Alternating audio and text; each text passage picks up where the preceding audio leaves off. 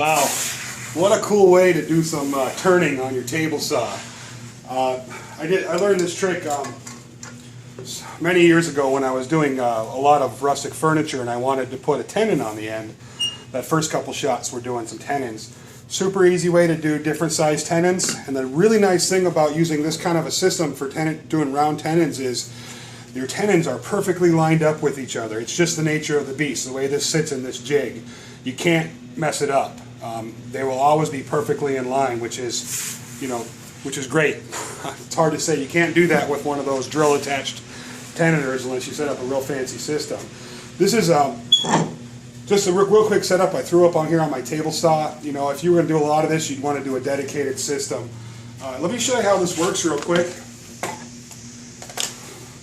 I just have, you know what, I'm not going to take it apart. I've got a bolt going in this side, a 1/4 inch bolt, and I have a 5/16 bolt going in this side over here in this front section. Now this front section is threaded. I thread it in there. It's about 1.5 inches into the hole, and I thread it in there with a couple of jam nuts here to keep everything turning nice. Same in the back, 1/4 inch bolt with a jam nut. I don't need this to thread. I just want a good snug fit there so it doesn't vibrate. This one's got a little play in it because I've been using it, but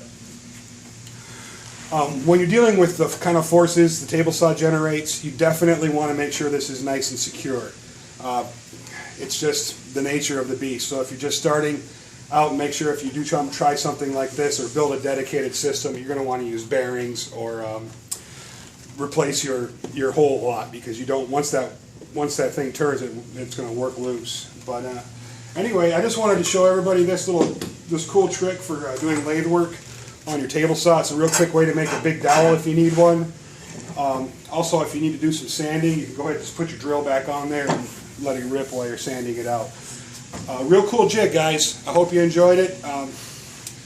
You know, if you liked it, like it. If you want to see some cool stuff that you probably haven't seen before, subscribe and I'll get that stuff going. Anyway, hey, thanks for checking out my video.